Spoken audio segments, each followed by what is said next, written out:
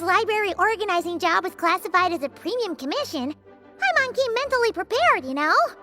But seeing it in person is something else. Why, if it isn't Cutie and Paimon? What brings you back to Mondstadt? Let me guess. You missed me so much you just had to come visit. Is that it? You've become quite the flatterer since we last saw each other, haven't you? Found you! We were starting to think you weren't clocking in today. Well, I wasn't planning to. But then, Catherine mentioned someone had finally accepted an important commission for the library. So I came to check on things. Might you both be here for that very commission by any chance?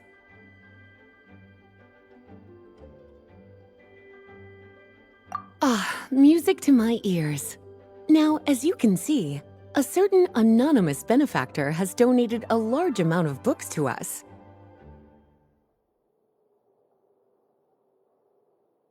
Imagine my surprise when a glance down the book list revealed that each one would be an entirely new addition to our collection. There are books of all different kinds, including quite a few that are banned. Troublesome, I know. So this wasn't an odd job I could trust to just anyone. And sorting them myself? My, what a headache that would be. It would take ages. All that to say, I'm very relieved to see you here. I would treat you to some tea, of course, but looking at the state of this place, perhaps another time, yes? Don't worry, just leave the commission to us. You're as sweet as ever, Paimon. Well then, good luck in here. I'll leave you to it.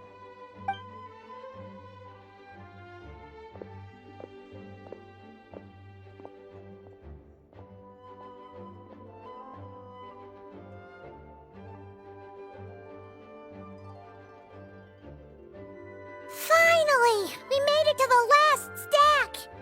What even are some of these books? A Hilichurl's Guide to Running for Your Life? Do Hilichurls even read? Oh, and Basics of Whopper Flower Cultivation. Who'd grow one of those, anyway? And what's this one? The Little Witch's Dictionary? Huh. That title's kind of suspicious. And didn't we already sort this area? Did you notice it earlier?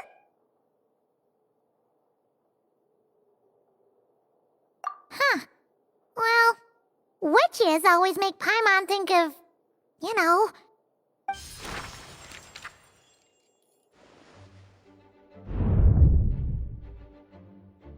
Yoo-hoo! Looking for me? Alice? How did you get in here? You must not have noticed, Paimon.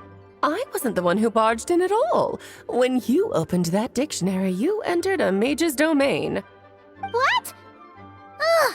Paimon knew that book had issues. Have you ever read the storybook, The Little Witch and the Undying Fire, by any chance?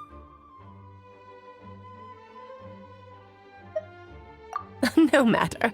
At least in name, this book was written as a dictionary for the other one. The actual contents of the two aren't related at all, though. Ugh. That explanation makes things even more confusing. Oh dear. Where should I begin? You know the promise the Hexen Circle made to Varka at the Tripartite Conference, yes?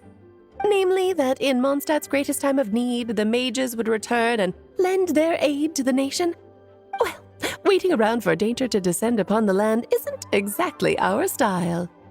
Rather than a scenario where we jump in and save the day out of nowhere, it makes more sense to lay the groundwork over time. That's how Em put it. Besides, who knows when such a crisis could occur? It could be in the next life, or even tomorrow. Preparation is crucial. So, I gathered the mages together to write this dictionary. Of course, it had to be under the guise of being related to that storybook. Otherwise, I would never have been able to get them in one place. Well, we looked into Barbie's scryglass and came up with a series of tasks tailor-made for the people of Mondstadt. They're all in this dictionary. Striving toward a common goal, overcoming obstacles alongside trusted companions, becoming better versions of ourselves. That is the best defense against what dangers could lie ahead. Oh, you make it sound like something bad is actually about to happen. Now, I never said that. But still, we are talking about trusted companions here, Paimon.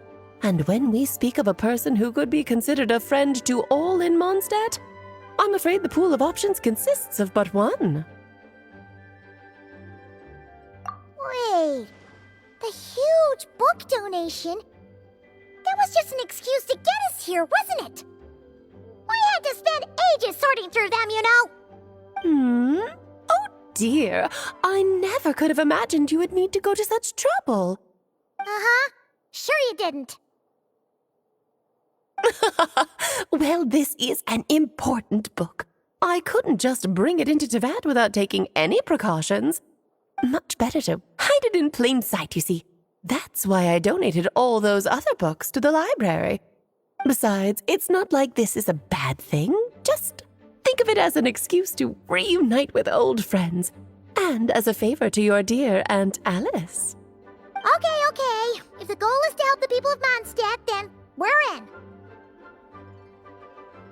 We'll take the dictionary. And the next time we run into our friends, we'll pass your tasks and stuff along, okay? Wonderful. Then I'll let you get to it. Have fun!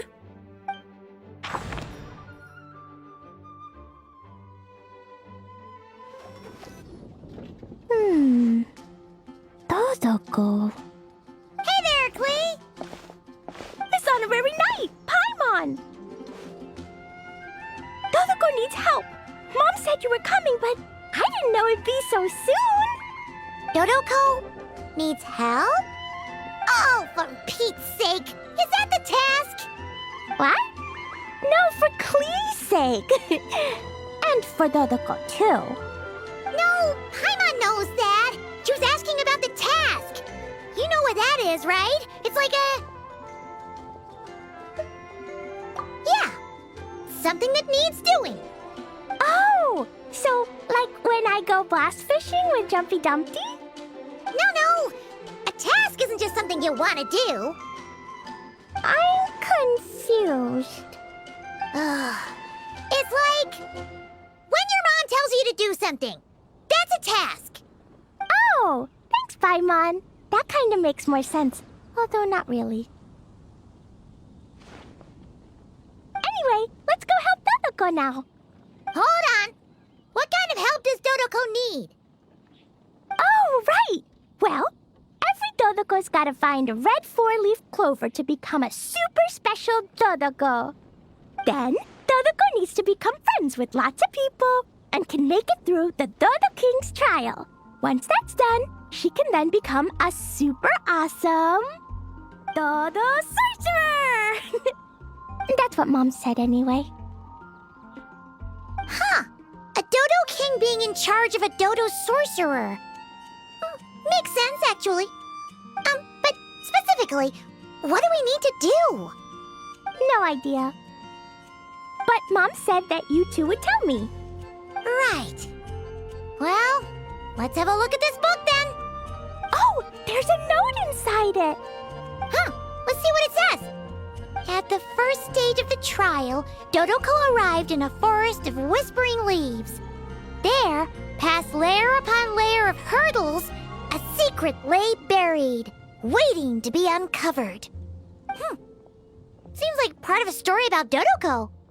Oh, I know where that forest is. It's where I go to blast... where I go to play a lot.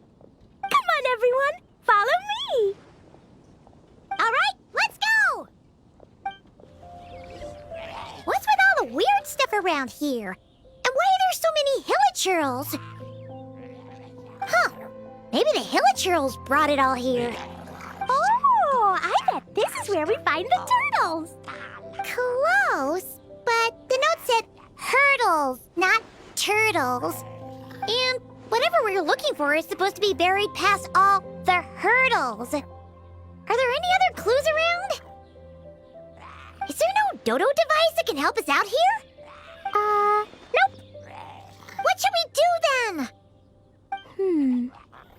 Mom says the best thing to do when you run into a problem is to try and fix it.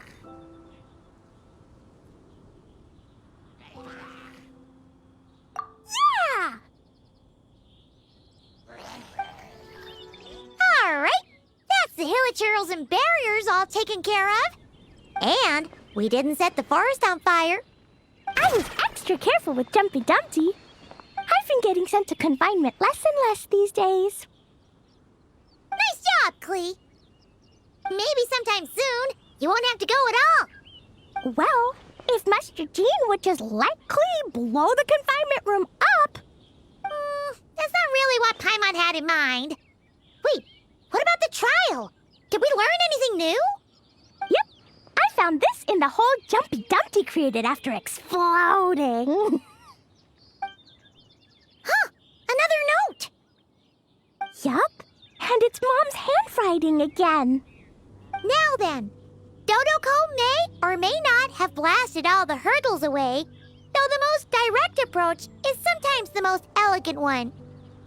Either way, thus did Dodoko make it to the second stage of the trial, which, coincidentally, was also the final stage. Even the most energetic of children need to pace themselves after all. So, Dodoko proceeded to the banks of a lake of fallen stars, passed the final trial, and obtained her reward. But could things really be that simple? Huh. A lake of fallen stars. That must be Starfell Lake! Let's go see what we can find! All right! Paimon's super curious about what this reward's gonna be. Fingers crossed for some kind of awesome treasure! Ooh, it's a chest! The final treasure must be inside this thing! You got it! Me and Dodoko will get it open, no problem. Whoa, wait a second! Monsters incoming! They want to steal Dodoko's treasure, I just know it! Let's kick them out! Then we can open the box. Phew! That's that! To know it implied things wouldn't be that simple. Guess it was because of those monsters. But that means we passed the trial! Yep! Now then, let's check out what's in this box!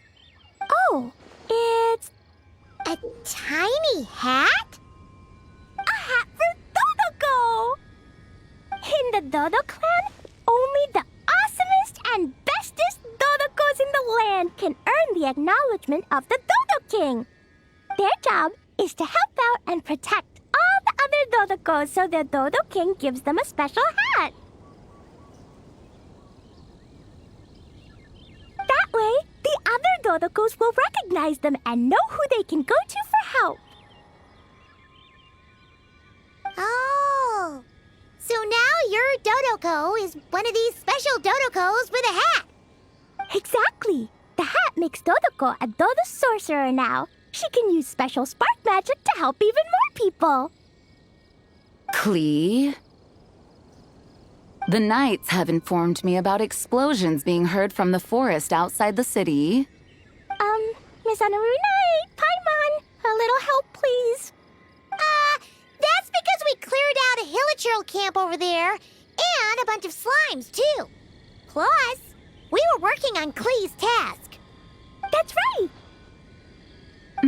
And as for the fish over here? I might have blasted them, but because there were monsters in the lake, I didn't do it on purpose. It's not like those other times. I see.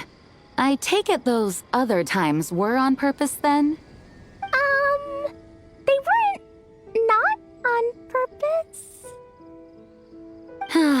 I noticed the destroyed camp on the way here, and I saw the monsters fleeing along the shore of Starfell Lake.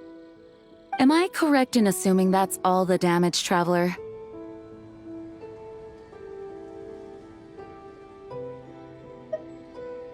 Klee. Come with me. Let's head back. Oh, is it confinement for Klee again? Well, the Traveler's vouching for you, so I suppose your punishment will just have to be a meal at the Good Hunter. You've been out and about all day. I'm sure you must be hungry. You're the best, Master Jean. You two are more than welcome to join as well. Ha-ha! Awesome! Paimon's been craving some sweet madame.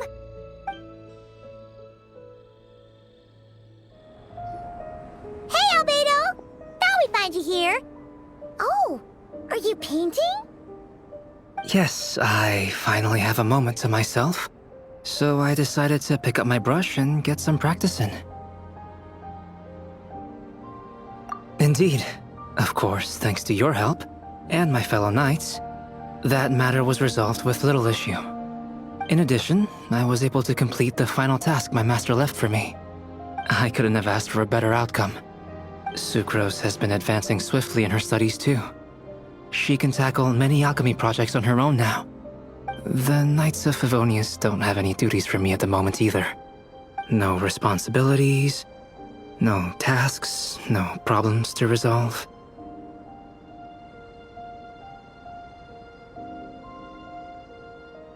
It's not.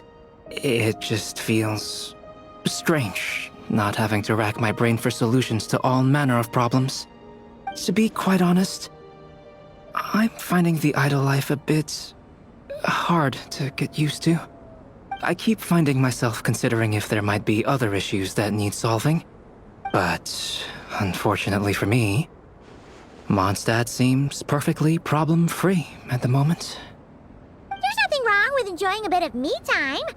Nothing good comes from working yourself to the bone. But if you're really that bored, you can come hang out with us. Paimon will teach you the true art of doing nothing. Well, I suppose I should learn from the best. Traveler, don't say things like that. You're gonna jinx us. Strange to see you so idle, Albedo. But considering that you've completed Master Rhindaughter's final task, I suppose you deserve a break. See? What did Paimon tell ya? You asked for trouble, and here it comes. Sabas, what are you doing here? Yes, he's also one of my master's creations. I suppose that makes him a family member of sorts. Don't you take that tone with me. I'll have you know that I alone keep that giant house in order as its butler. And yes, that has meant dealing with the assorted collection of vials and jars that you and Master use, washing them, drying them, all that work done by one cat. Wait, you're a butler? How does that work? How do you handle vials and stuff without, you know, thumbs? How do you stay afloat in midair? Huh? It's just something Paimon's always known how to do. Housekeeping is the same for me. Such facts are not up for question, and shall receive no answers. Hey! You're not allowed to say the same answer that Paimon said! You... Ugh. Sure. But don't expect Paimon to listen to his rambling. Allow me to get to the point, then. I'm here at Master Rhindaughter's request. She has a message for me to pass along. Ahem. Dearest Albedo, in regard to that task I set for you, your discovery of an answer that you can accept is most delightful. Alas, once a problem is solved, mulling it over in one's head loses all meaning. I'm sure the pendulum in your ever-whirring mind is swinging toward boredom as we speak. Might I suggest posing questions of your own, then? Cast the answers you know aside. Instead, embrace the questions you don't. After all, questions have always been more interesting than answers, and much better for passing the time. I look forward to what questions you'll bring me upon our next meeting. And should you come up with ones even I've never considered, all the better. It's unlikely, of course, but do your best. And who knows? If you're lucky, you might just surprise me. Oh, and don't attempt to create a self whose sole purpose is to pose or ponder questions. I've tried it, and it doesn't work. Lastly, I sent Sabas with a gift for you. Do keep it well, all right? Ah, and no need to feed him. He doesn't get hungry. As you instruct, Master. Master had quite a bit to say, I see. That really took a lot out of me. Well, I've passed the message along, so I shan't tarry in this frozen death trap for a second longer. I need to deliver a separate message to Mondstadt at any rate. Who else would have a connection to Rheindotter and Mondstadt? Oh! Although his birth was rather recent, Master Rheindotter has long foreseen what his task should be. But I digress. I shall be on my way. If I stay here a second longer, my tail might turn into an icicle. Your gift from Master Rheindotter is on the table. Use it well. You know, Albedo, your family gets more confusing by the second.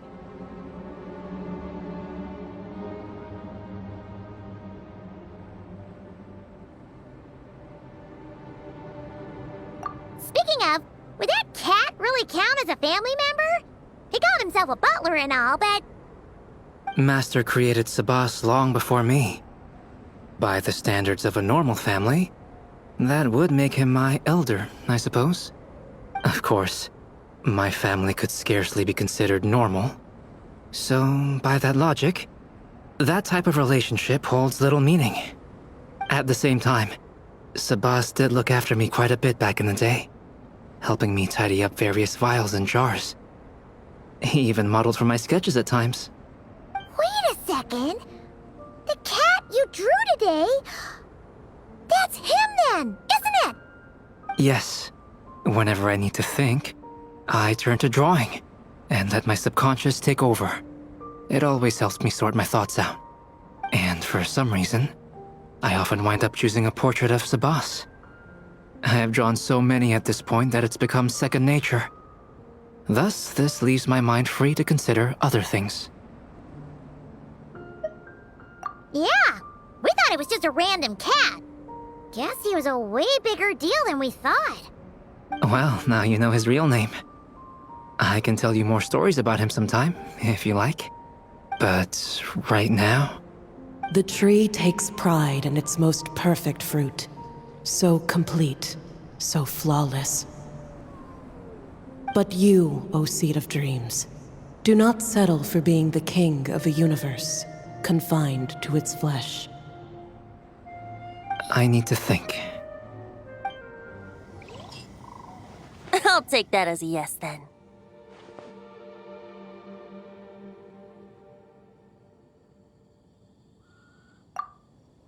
Ah, finally, you're here! Do you have a message for me from someone by any chance?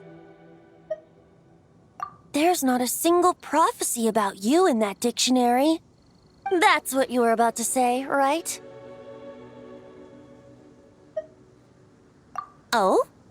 One moment, then.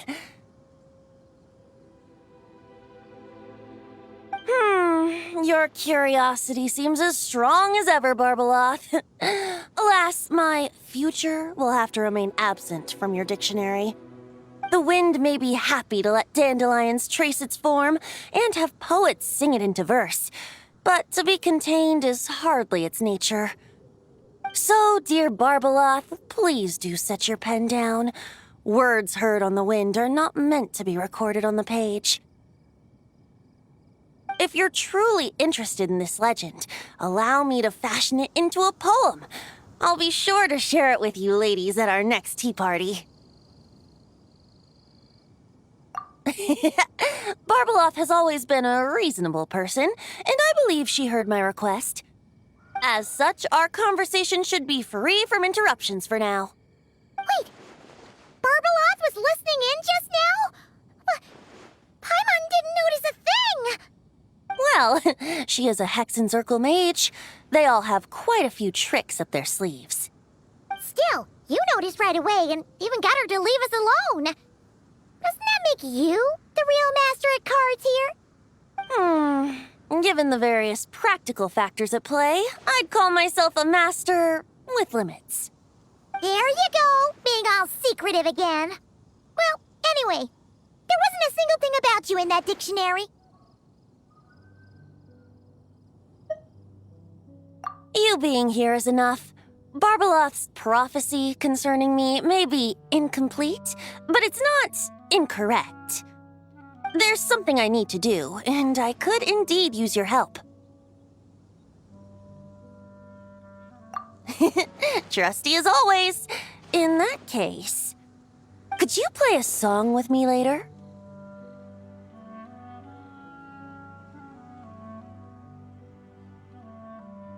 Yep, that's all.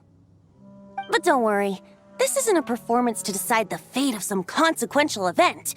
It's just a duet between friends. The last time I played this song, the howling gale was my sole audience, and the notes scattered in all directions, leaving only fragments of the melody behind. But now, with a friend like you by my side, why should the wind alone bear witness to this music? Besides, I think my hands will be just that much steadier, playing alongside a trusty friend like you.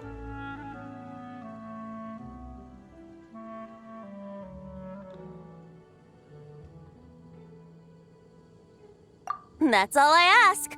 Now, let's head to the performance venue. If we follow the breeze, we'll be there in no time.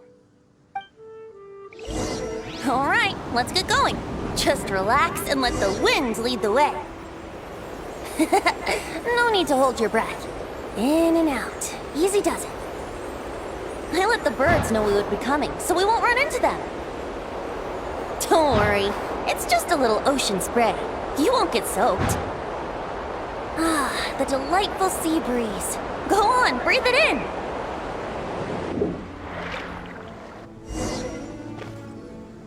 Huh. This island looks kind of familiar.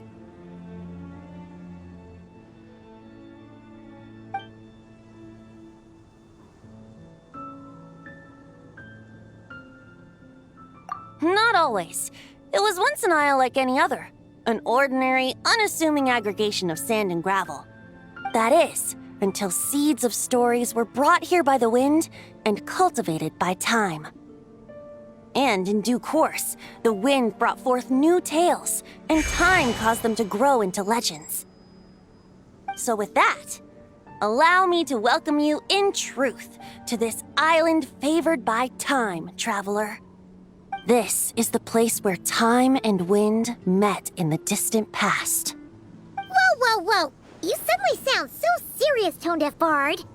Paimon's not sure she's following this conversation anymore either. Fret not, dear Paimon. The best stories always start with a bit of suspense and intrigue. I told you about this before, remember? About how I encountered time at the Thousand Winds Temple and received some help? Well, it was because of time's help that those first winds of freedom were able to blow so strongly. But forceful gales like that are most suited to wiping things clean, not helping things grow. So, after a few crises in Mondstadt were resolved, I made the winds gentler. Just strong enough to bolster the people in times of need without knocking them off their feet.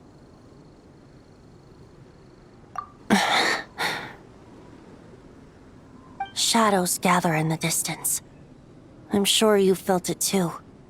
I've heard about the Pyro Archon's face-off with the ruler of death, Renova, and what happened to the Fatui Harbinger, the captain. And that's not even mentioning how abyssal activity has been encroaching closer and closer to Mondstadt. I fear the impending crisis may be beyond what humans alone can solve. In light of that, I need to be prepared. It is the Animal Archon's duty to intervene in times of need. As such, I, Barbados, will bring forth a wind strong enough to disperse whatever storm lies ahead. But if I whip up a gale of such strength in Mondstadt City, it would just turn the place upside down. Clothes, hats, the flowers that rest on people's balconies. That's why I chose to do it here. The place where I once offered an ode to time. Who knows? Perhaps time shows this island special favor precisely on account of my lovely, lovely music. Wait, so is this place really that special? It sure doesn't look like it. There's a tide that ebbs and flows, and a bunch of birds that come and go. It just seems normal. Time's impact on things isn't limited to what the eye can see. Think of it like a ripe sunsetia. If the outer peel remains intact, it's nearly impossible for the average person to tell whether the fruit inside is ripe. But even the tiniest hole in said peel will cause the fruit to rot, starting from that spot. Nestled in the hands of time, not one blemish marks this island's peel. Thus, time's influence on its very essence remains hidden to all. At the most fundamental level, of course, all things that lack time's favor will be erased at some point. But with the power that remains here, I can leverage time to draw a boundary around the wind. That way, the outside world won't notice a thing, no matter how powerful of a gale I whip up here. Of course, as the one requesting help, I should offer something in return. That's why I invited you here, traveler. So we could perform an ode to time together. Just let me know when you're ready. Oh, and I can lend you an instrument if you need one.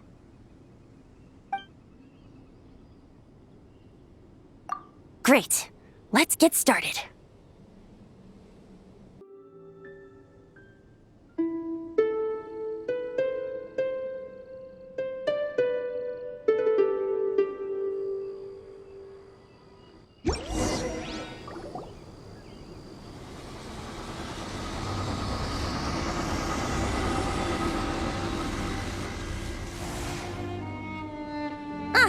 Looks like our music has moved some in our audience to step on stage. But that's against concert rules, so let's usher them out. All right, that should do it. That was an exquisite performance, traveler. Thank you. Don't worry. That power was mine and mine alone. No external help was involved.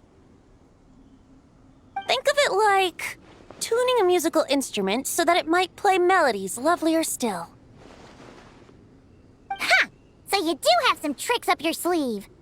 What else are you hiding, huh? Oh, Paimon. How many tricks could I possibly have? I only have 2 sleeves, after all. You know that's not what Paimon meant, tone-deaf bard. I have a feeling the wind is gonna be pretty strong today.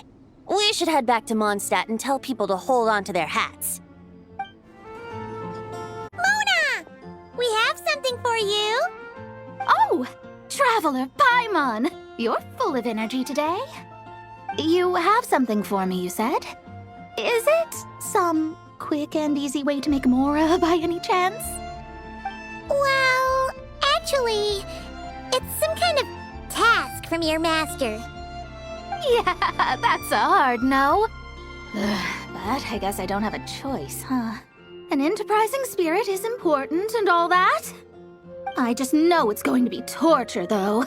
I know that old hag all too well. Why don't you just take a look first? Huh. This book doesn't seem so special to me. Oh, whoa! Letters just fell out of it. Oh! Maybe she's trying to reconcile with you? No idea. Either way, it looks like I'm supposed to open these 3 letters in order. Well, let's start with the first one. If this is her task, it should be okay for us all to read. Come on, let's see what this is about. Oh, how long it's been, my student. I'm afraid to report that getting up and about is becoming harder and harder these days. Oh, the sympathy card. She could have tried to make it sound a bit more genuine at least. Remember when I would chase you and you would run for dear life, trying to use that hydro phantom of yours to distract me? Oh, seems like it was just yesterday. Now you're off on your own, and I laze the days away in my rocking chair. I really should get some exercise again. Well, then get it some other way, you old hag.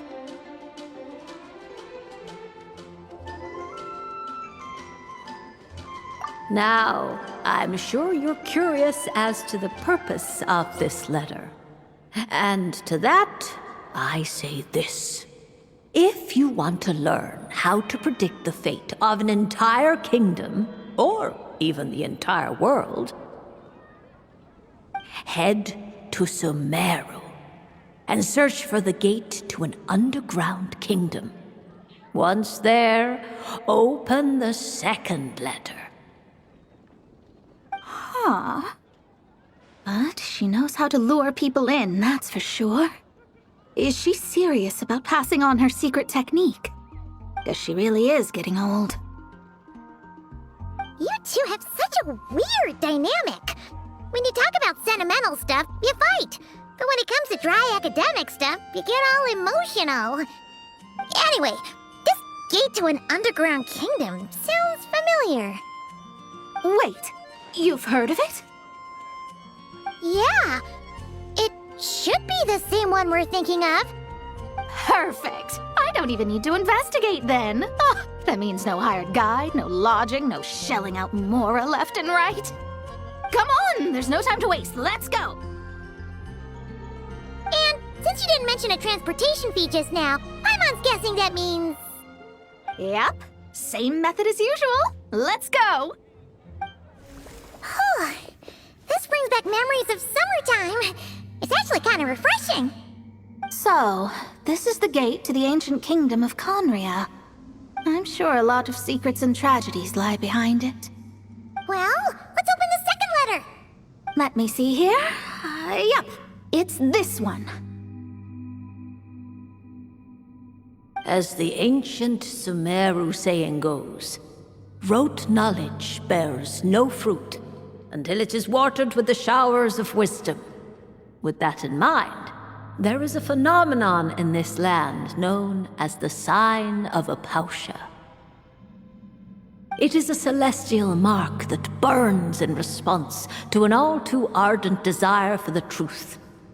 In that sense, perhaps it's more fitting to call it a sign of truth instead. The records of this ancient kingdom state there are several large subterranean lakes in Conria, clear and calm as mirrors, whose surfaces reflect the true stars. This is because the sign of truth created in the water is able to bypass the false sky and connect to the outer universe. I had no idea. To observe the gravitational forces and influence of celestial bodies, one must be able to see past the false sky. Only by obtaining these cosmic parameters can one predict the fate of this world. Now, my task for you is as follows.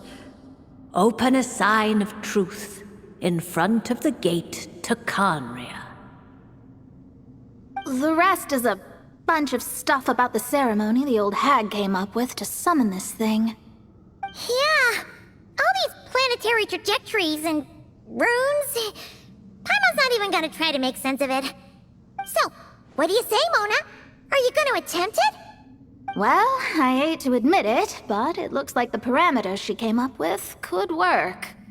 Frankly, this prospect is quite exciting, and Heading back now will just cost me another night of lodging, so no better time than the present.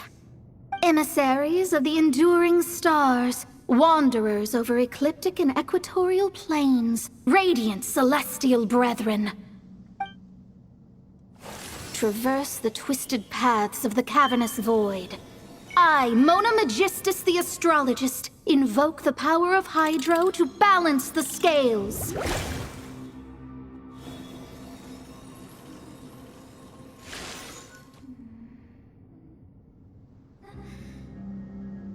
By wisdom and truth, let the thirst be relieved. I, Mona Magistus, the astrologist, summon you, O stars, to stand before me! Did it work? Ah! Monsters! How did that happen? No dice. The sign of truth only opened long enough for the monsters to slip through. Darn it. I didn't get a glimpse of the real stars at all. Whatever. I'll just take it out on you! Phew! That's that! Well, the old hag said to open the third letter once it was all said and done. But I couldn't make it work, so should I still open it? You know, Paimon thinks she understands your dynamic a lot better now. Look, she didn't say you had to successfully complete the ceremony, so you can open it. It'll be fine. I guess. All the same, I doubt she has anything nice to say. If you're reading this, it means you attempted to open the sign of truth. Seriously, I can't believe you actually tried it. What are you laughing at, you old hag? Conria was home to several lakes of stars, rendering the fabric of space in that area comparatively unstable. As a result, attempts to break through the firmament through non-physical means were more likely to succeed. In any case, I knew this place was well hidden and wouldn't be frequented by too many people. As such, any negative effects of failing to open the sign of truth would remain small scale. And of course, as my student, I felt sure you would have the chops to deal with the abyssal creatures that roam beyond the false sky. Even if you couldn't beat them, I am certain you could outrun them. You always were fast on your feet. Connecting hydromancy to the kind of wisdom that quenches thirst. Truly, my genius knows no bounds. The practical application of the scry glass has also reduced disturbances caused by the false sky. I'd like to see Alice try and top that.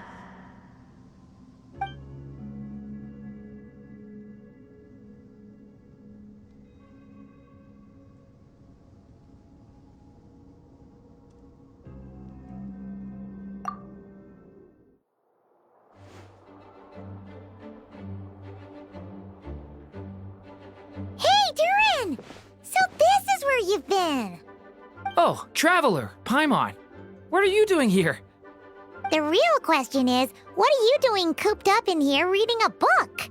The weather's nice out there, you know. Oh, well, ever since I've had more chances to interact with the people of Mondstadt, I've been having trouble telling when people are joking. For example, I saw a beautiful flower the last time I was at the florist, so I told the shopkeeper, and she said, if you like these weeds so much, you should add some mint and sweet flowers and make it a bouquet. So I did as she said, and when I showed her the finished bouquet, she gave me a frankly terrifying look.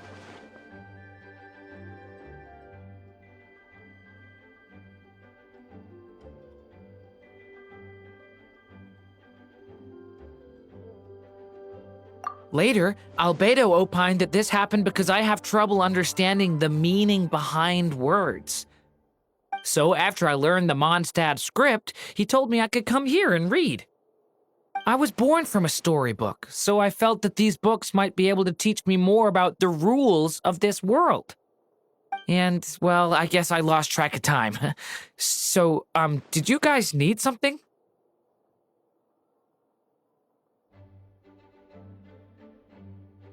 Oh, I see.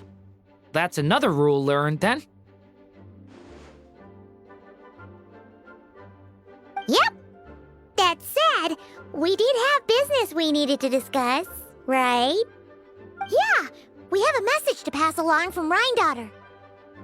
Oh, it's from Aunt Rhine-daughter?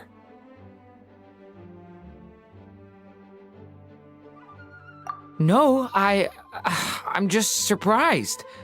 Rhine-daughter is my mom's friend, and the mother of the dragon that once existed in my stead. I supplanted him, took the fate that should have been his. So if she dislikes me, well, I'm not sure what I'd do.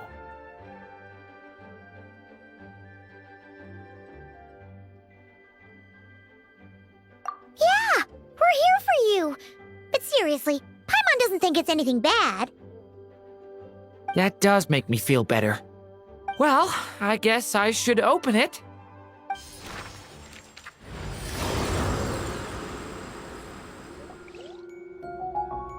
Ah!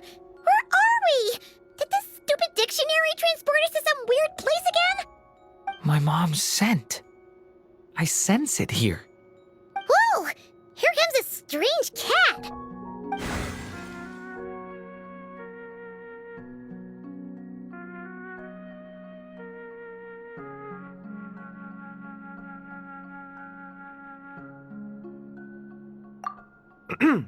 I have a message to deliver on Master Rhine-daughter's behalf. Ahem.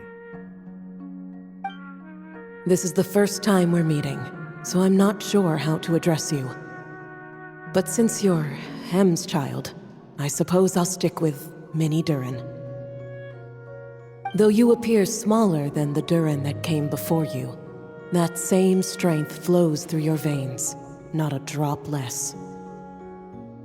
He was a child of Humus, an incomplete creation.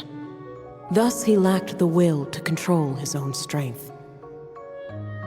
Yet this power was beyond what he could withstand, and so it twisted him, consumed him, thus sealing his ultimate fate. Albedo claims that you have transcended this tainted blood, becoming a being much like himself. That is his opinion. I remain unconvinced. I trust only the facts, only that which I see for myself. So take this chance, child of M. Prove yourself to me. Looks like Albedo wasn't mistaken after all. Next time, maybe don't ambush us with a bunch of monsters just to prove a point. Still, I do feel like I can control my power more freely now that we've defeated them. After hearing about you, I prepared a technique that would seal the dark power in your blood. I had planned to take this opportunity to pass it on to you. Of course, using it comes with a price. While it would maintain your existence in Tevat, it would also weaken your connection to this world. And you are M's child, when all is said and done. How could I allow that uncontrolled power to send you down the same path as the child who came before you? But seeing you now, it appears my concerns were misplaced. M was a terrific mother, and a far more capable one than I. And I must admit, I'm rather curious to see how far you can go. How will you, an alchemical being truly integrated with this world, find your place in human society? I've never conducted an experiment like this before. As such, you may yet hold the key to some unexpected answers. Hey, you got one thing wrong there. Durin's not an experiment. He's our friend. I'm not sure I understand, but I appreciate your kindness, Aunt Rhine-daughter. And that's all Master Rheindotter has to say.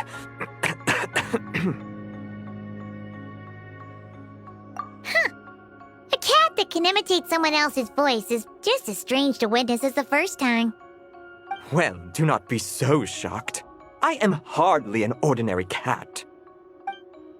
In fact, from a biological standpoint, I am no cat at all, but rather an alchemical being.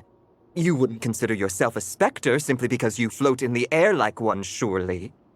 A specter? What are you trying to say, mister? Oh, I know. Sabaz is implying that you are... What thought? Hey! Oh, and considering how Master Rheindotter's message ended, I suppose this technique is useless now. I'll just destroy it. Few and far between are the people that can make her reconsider. Quite the impressive feat, young man. With that done, I'll be going now. I have another message to pass along. Perhaps we'll meet again sometime.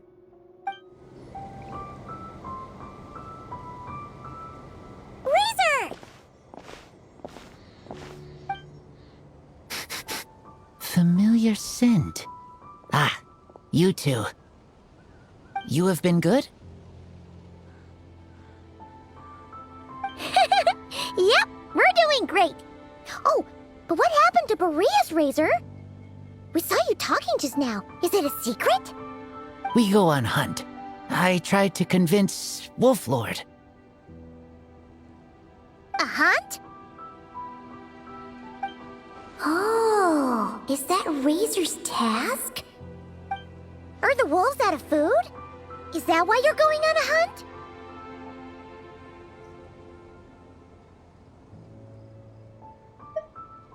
No, this hunt is not for food. We hunt enemies. The Dark Wolf Pack. Strange scent coming from land they took. Getting stronger.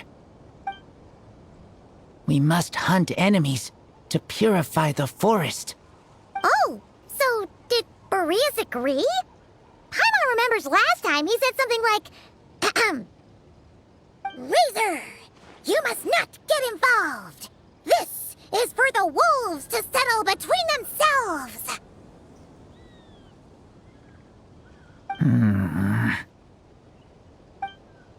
Oh, sorry, Razor.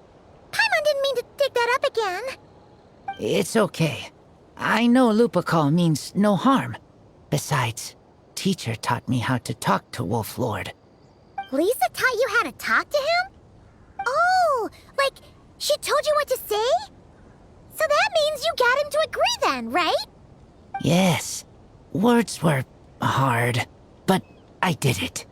Ha! So you actually managed to convince that giant, stubborn old fella. That's super impressive, Razor. Dark wolves are enemies of the whole world. Teacher said this is not wolf problem. This is world problem. And Wolf Lord agreed.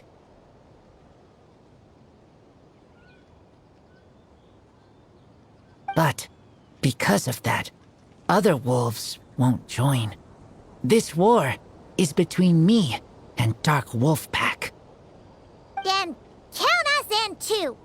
Those awful rift hounds have been getting on our nerves for a while. Thank you. Help makes for easy hunt.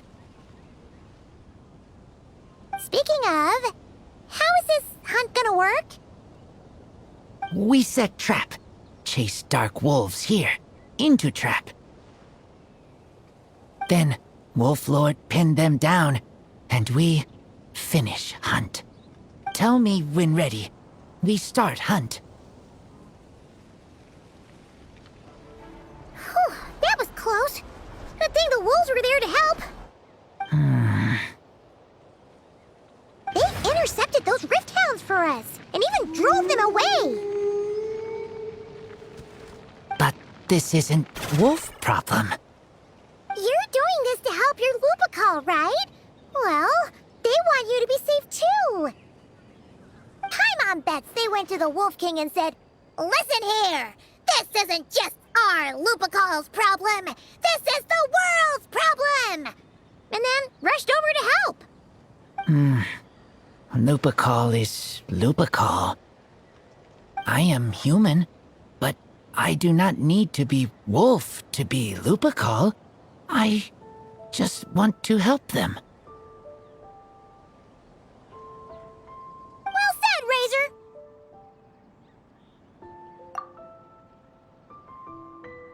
You think so? Yeah, absolutely. Now, come on. Let's go kick some Rifthound butt.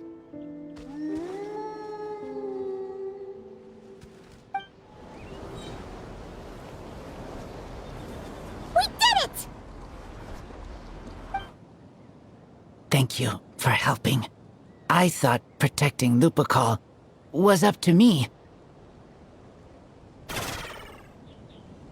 But Lupacol also... We're here because we care about you, just like you do us. That's what makes us Lupacol, right? Right. We are Lupacol forever. Aww. And now, there won't be any more intruders in Wolvendom. No. Dark Wolf Pack, Rip Open Sky. They could come again. But me and Lupacol will hunt them down, no matter what.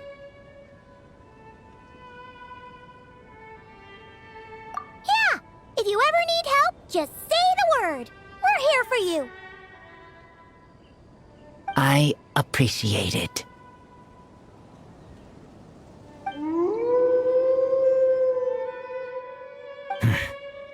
They call for me. Sounds like they want to make sure you're safe. Then I should go. Thank you for the help.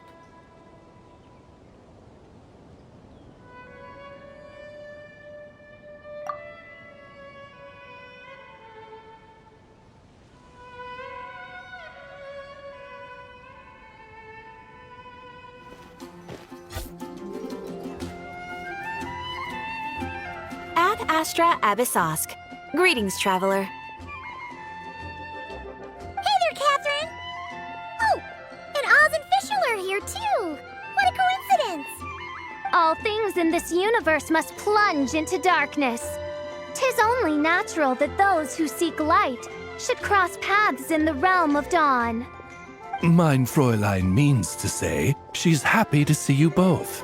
And I feel the same. It's been quite a while, Traveler and Paimon. You're here just in time. Yai Publishing House has a commission for you, traveler. An editor is here to discuss the details in person. Much of the information was kept from the guild for business reasons. All we know is that it has something to do with the author of the Legend of the Shattered Halberd. What? Surely you don't mean... Wait, is this author really that important? What if we weren't here?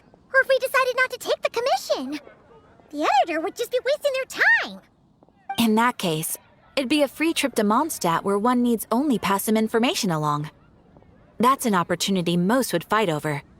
In any case, if the commission is of interest to you, the editor is waiting at the Good Hunter. Just look for the man dressed in Inazuman clothing. Hold on! Halt thy steps, good traveler. Fate cast you upon the tides of the world, but not for you to stand alone in the face of its desolation. Nay, you step forth onto the path of the Immernachtreich. What mein Fräulein means to say is, she would like to go with you. Wow, you seem really jazzed about this commission, Fischl. Do you have some kind of insider information? Well, let's head to the Good Hunter to meet with this editor then.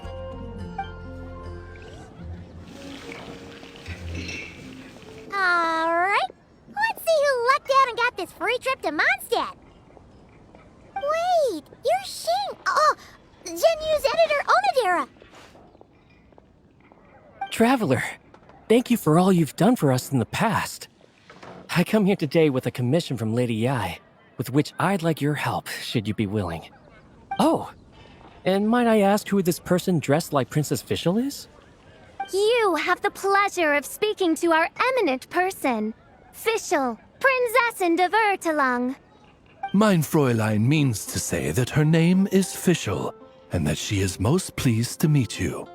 Yep, this is Fischl. She's a reliable adventurer, and she's here to help. Yeah, I, kinda got that the first time.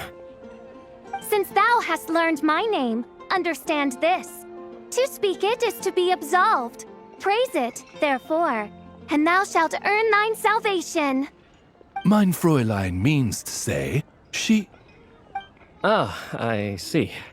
I completely concur, milady. Remembering names is simply basic etiquette. And if you might lend me succor in solving this problem, I shall indeed praise your names to the heavens above. As many times as necessary, in fact. You understood Fischl language before Oz could even finish translating. Well, let's get down to brass tacks then. Now, have you heard of the author Mr. Nine? He's famous for writing the legend of the Shattered Halberd. Flowers. What was that, mein Fräulein? Flowers for Princess Fischl. That's what Mr. Nine is actually famous for. Mein Fräulein means to say, even should the creator be cold and unmoving, the Prinzessin and her immer Nachtreich's resplendence might yet compel them to weep. Well, sure. The author of Flowers for Princess Fischl, Mr. Nine. He sent a letter from Nodcry asking for help, and he seems to be in bad shape. So ask the Adventurers Guild or a local mercenary to find him. Seems pretty simple to Paimon. Where it's so simple. But here's the problem. We don't know anything about Mr. Nine. What he looks like, how old he is, where he's from. He's only ever communicated with us via letter, from addresses all over Teyvat. And he's never showed up to our annual meeting or events. Not once. So, what are we supposed to do? Well, we'll need to investigate Mr. Nine's identity, that's for sure. We did a bit of digging ourselves, and we realized that ever since completing the Shattered Halberd series, Mr. Nine's handwriting began to change. His initial editor has decided to retire to focus on his own writing. And he didn't have much to add either. Whatever hath once existed in this world is enshrined in the memory of the Prinzessin de Vertelung, to endure unchanging in her Immanakreich. For from the sacred primordial words flow the wellspring of all cause and consequence. Mein Fräulein means to say that... Yes, we had the same idea. So, we tracked down the original manuscript of the Legend of the Shattered Halberd. Aw, man! Genyu's gonna be so mad he missed out on this. Wait, you didn't need Oz to translate this time either, Onodera.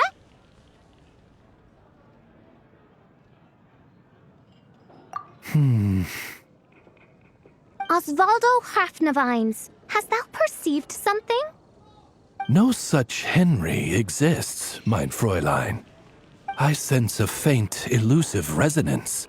Something akin to the magnetic field, gravitational force, and threads of cause and effect that surround you, mein Fräulein. Isn't that interesting?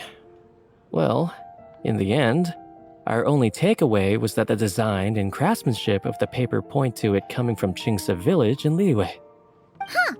Could Mr. Nine be from Liyue then? No, wait. If we're talking authors from Qingse village specifically... No, it couldn't be. Could it? Chong the Ninth? Ah, I've heard of him. He won a Best New Author award for the first apprentice of Guhua. It matters not. Though the Saint of Tears and the Saint of Atonement perform manifold labors on divergent principles, their power flows but from a single source. Mr. Onodera, if you please. Wait, Oz? It's great that you trust Onodera and all, but we're still in the dark over here. You speak true, mein Prinzessin. Even if Chong the Ninth doesn't turn out to be Mr. Nine, he's still an author, and he could have had contact with him. I think it's a good place to start.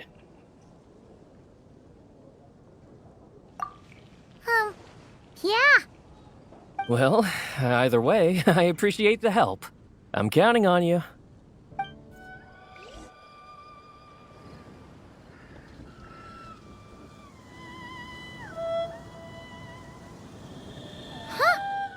Chang the Ninth isn't home. It doesn't look like there's anyone around we can ask either. Shall we wait? Seems like that's all we can do. Still, could his absence mean that he really is Mr. Nine, now kidnapped and sent to Nodcry? Perhaps we should have a look around his house. Barging in without permission seems wrong. But if he really is Mr. Nine, then... Okay, let's do it. Just seems like a bunch of ordinary stuff. Nay, I, the Prinzessin, have beheld the mystery of the universe enshrined in these specks of dust. What hath been revealed is the very fount of wisdom. Ever does it flow toward the shores of truth. Mein Fräulein means to say, she thinks this is a clue. Wait! It looks like the soil's been overturned. Oh no. Did some kind of overzealous fan have buried him in here? Maybe we should call the Millilith. What do you think, Traveler? It's all right, Paimon. Mr. Nine's most zealous fan happens to be right here. And since mein Fräulein would never do anyone harm, I'm certain the same is true of his other less avid supporters.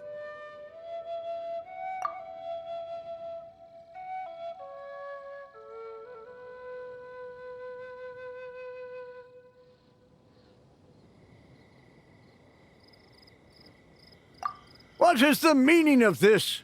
I'm calling the Millilith. Chang the Ninth! You're not dead! Or kidnapped! What are you even talking about? Oh, wait a second. You're the ones who came here with that young lad from the Guhua clan. Yes, I remember. I'm guessing this is a misunderstanding then. The question still stands, though. What are you doing digging around my house? Oh, well, actually, we just wanted to know if you've ever written under the pen name Mr. Nine. What?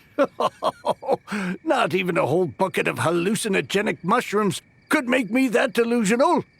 No. If I were Mr. Nine, why in the world would I enter all those writing competitions? To what? Demolish the competition from the shadows? Yes, doing a real bang-up job, aren't I? My submission's never even been selected. The classic archetype of the boy hero is outdated. That's the kind of critique I get. Even opening with a plot twist or disguising your hero as a fool is falling out of fashion. Modern readers are drawn to the boundless imagination and innovative world-building character of Mr. Nine's works. Good point. Besides, if I were Mr. Nine, I would have come clean the minute First Apprentice of Guhua won that award. What? That old beggarly Chong the Ninth is Mr. Nine? No, there must be some mistake. What a sight that would have been. Yeah, and when we were here with Xingqiu that one time, you talked up the legend of the Shattered Halberd a lot. If you were the one who wrote it, that'd be like Jean complimenting herself for being a good knight. It just doesn't add up. In any case, while this gentleman isn't the Mr. Nine we're looking for, I sense something of interest on his person. It's a peculiar signature, the same threads of fate I sensed on you, mein Fräulein, and on the manuscript. I believe the traces are related to Mr. Nine, and it appears I can track them. Hey, that's perfect! Once we head to Nogcry, you should be able to find Mr. Nine, no problem then. But back to the signature. What were you doing before this, Chong the Ninth? Oh, well, I ran out of manuscript paper, so I went to buy some. I'm particular about that kind of thing. creation of literature demands the highest quality. Ah, no wonder. Mr. Nine uses the very same type for his manuscripts. Huh, that explains it. Thanks, Chang the Ninth. We should get going. I'm not quite sure what I did, but you're welcome, I suppose. Farewell, creator of another world. Though I must say, the laws and narratives thou hast ordained can scarce compare to the dream dust sedimented in the Immenachreich. Mein Fräulein means to say, your writing isn't... I mean, Mein Fräulein offers her thanks. It should be up ahead. Wait, did something attack that Seelie? Something doesn't seem right here. And it bears the same signature I sensed before. Then it would seem fate has dictated our path for us.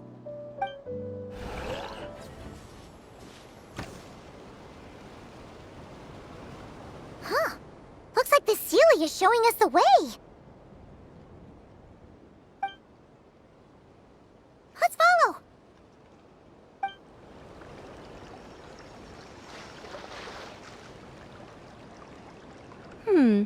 What are you doing here? Wait, that voice. It's Nicole! Also, that should be our line. We were looking for Mr. Nine and our search led us here, but now it seems we've found you instead. Ah, I see. Well, Mr. Nine is right here. Hello. What bizarre demarung is this? Never in 1,000 sunsets have I heard of such a thing. In truth, I too aspire to be an author. But I'm also partial to direct communication. Talking is rather inconvenient by comparison. And as I'm sure you can understand, writing things down is even more tedious. I thought perhaps if I found someone with whom I could share my ideas, it might give me the same release as writing. But then those stories would never see the light of day, which would be a shame. So, I tracked down an old Seelie friend of mine and told her all the stories I was imagining. Then, I sent her to find people with similar aspirations to write them in my stead. We even came up with several character traits to lend a certain authenticity to Mr. Nine. A receding hairline was one of them, I think. Yep, I'm the one she roped into all this. Come now, it was beneficial for you too. By inhabiting those authors and mobilizing their language faculties, you were able to hone and eventually recover your capacity for speech. And anyway, an angel has always functioned like a sort of a flash of inspiration in someone's head. I'm sure it was like stepping into old shoes. So you, what, possessed people? Isn't that kind of intrusive? Oh, it's fine. She did it while they were sleeping. As long as the person is someone who dreams of creating worlds of their own, this inner writer within them will automatically awaken. Wait, but what about the letter and the strange intuitions Oz has been having? Nicole sent me to monitor the situation in Notcry, and it's super dangerous, okay? So I needed some help. It's not like I have the knowledge or power of the heavens anymore. As for your friend over here? Well, you see, when writing a story, it's not uncommon to incorporate certain half-true details. For realism's sake, you understand? Yeah, we've seen that before. A real curse was written into an Inazuman light novel once. Indeed. In a similar vein, Mr. Nine's stories are full of metaphors, including one for the creation of life. What it describes isn't made up, per se. We just never imagined someone would actually manage to use it. Until you came along, young lady. Mein Fräulein is speechless. So if I may ask in her stead, did she manage to use one of these half-truths in Mr. Nine's novels to create me? It was more like 70% made up, 30% true. No, it was 90% made up, 10% true. I thought it was too dangerous, so I changed it. See, I knew you'd never read my books. You don't seem too surprised, Oz. Well, I suppose I've vaguely sensed this since the beginning. Regardless, it is an honor to serve mein Fräulein. Well, once our affairs in Nordcry are resolved, Mr. Nine will be able to return home. Yes, just tell them that when you return. I don't want to be your eyes here. It's too dangerous. Oh, but, while you're at it, could you pass a message along to that guy in Chingsa village? I've been splitting the royalties with him 90-10. His share's been buried in his yard all these years. Wait, what do you use the Mora for? I bury it, and then lead people to the treasure. Guiding people is in our nature. It's what I love to do. Feel free to come search for my personal stash someday. I've buried it at the furthest end of the Immer Nachtreich. I will. I absolutely will. Mein Fräulein?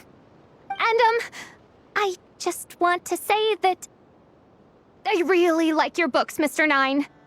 What mein Fräulein means is, though the cosmos stretch forth in unending darkness, yet shall come an hour when all things shine. I'm glad to hear it. All in all, it seems you've already found my greatest treasure. All right, that settles that. Now, I need to have a quick argument with Mr. Nine about who really deserves to be considered first author. Absolutely not.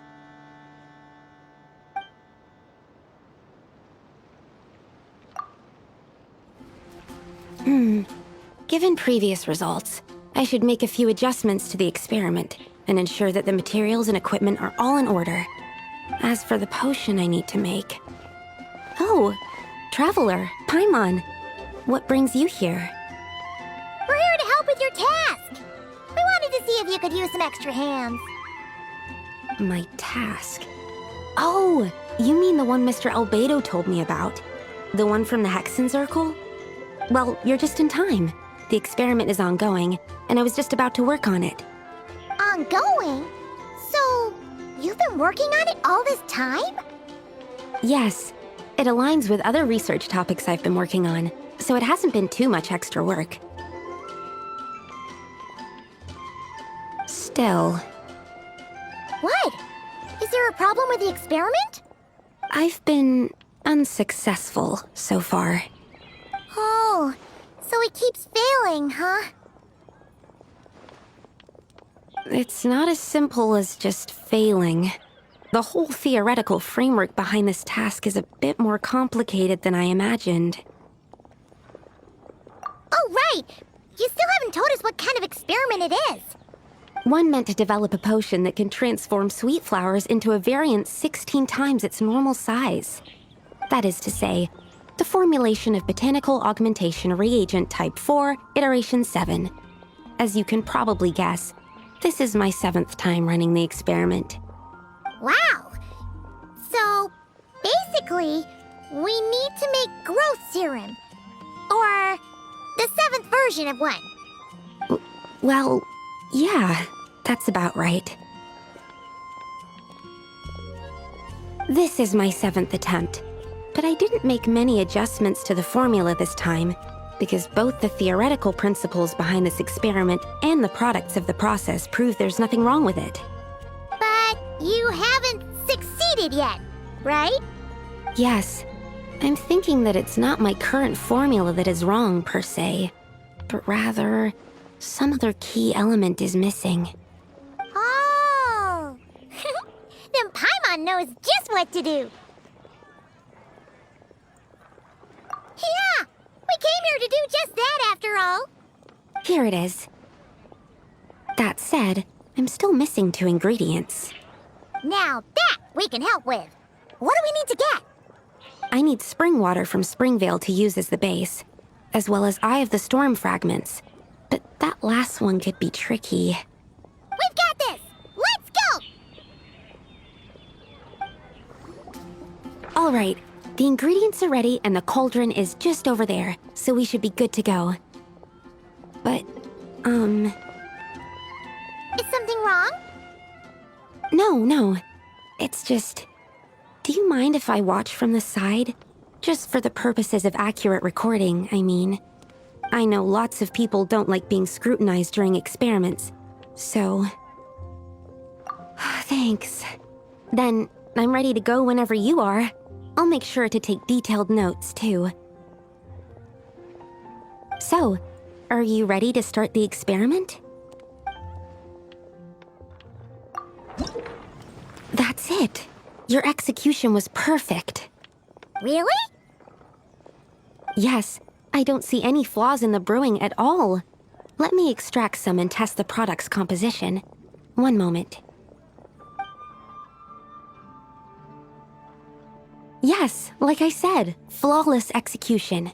The potion is perfect. It's exactly what I was expecting. So? Was the 7th time the charm? Upon examination, it seems identical to the previous 6 iterations. Oh! Wouldn't that make the results identical? Not necessarily. Experimental outcomes can differ even with similar variables all around. You never know what the result will be. That's what makes experiments valuable in the first place. Come, let's test this thing out. I planted some sweet flowers beforehand which we can use. We just need to douse them with the potion and see what happens. Alright, we poured the growth serum on the flowers. Is that all we need to do? Yep. The flowers need to fully absorb the potion, so it might take some time before we see a reaction. What happens then? The flowers will grow in size while maintaining their original appearance. But then, when they reach 12 to 14 times their normal size, this will prove more than they can bear. As if some upper limit has been reached, they will wither and rot, assuming unnatural forms until nothing is left of them but liquid. Wait, what? So there's a problem with the growth serum then? No, I've adjusted the formula time and again, resolving all kinds of issues that arise when inducing small plants to grow larger. Issues like ensuring that the leaves don't get too large, strengthening root diameter and load-bearing capacity, calculating how the increase in surface area might affect sunlight exposure and nutrition. So, why isn't it working then? Because the flowers cannot transcend. As above, so below, is one of alchemy's guiding principles. Alchemy seeks mastery over matter, but this world has its limits. It's like a specification etched into the law that governs all things. Part of the purpose of doing multiple experiments is to determine if this specification is stable. Exactly. It proves that the limit continues to exist. Okay, this is all a bit over Paimon's head, but basically, you needed the experiment to fail to prove that the limits and borders in this world are stable? Oh, what a weird experiment. Huh? Looks like one of the flowers is reacting. Wait a second. That's not a sweet flower at all! Careful! It's a whopper flower. It must have absorbed some of the potion. Wait, but that's happened before, and it's never gotten this big either. Can this mean... We can talk about this later! Let's get rid of it first!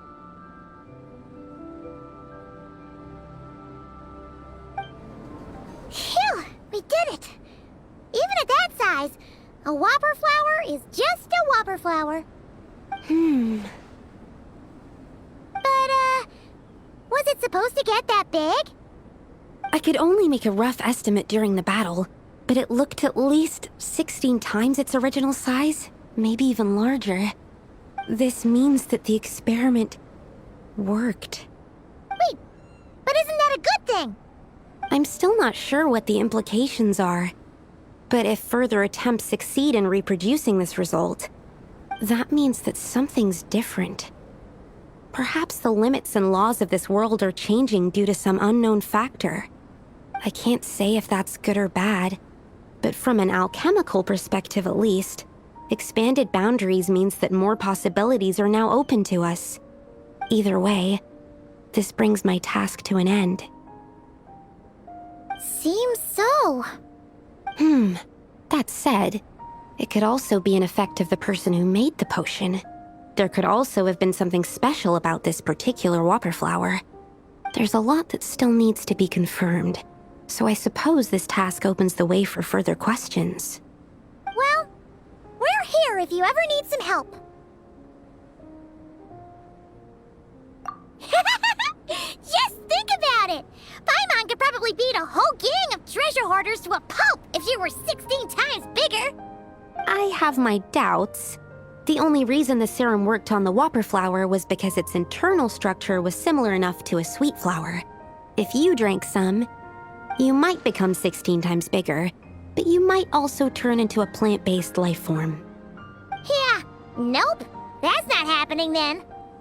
Oh, by the way, Paimon wanted to ask, why is all your research focused on things like sweet flowers and sunsettias?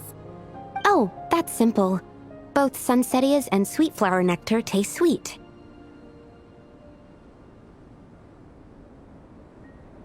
So in that sense, accidentally making a whopper flower 16 times bigger comes with a hidden benefit. Because whopper flower nectar... tastes exactly like sweet flowers? That's right. Once I've extracted the sugar from the nectar, I'll give you some.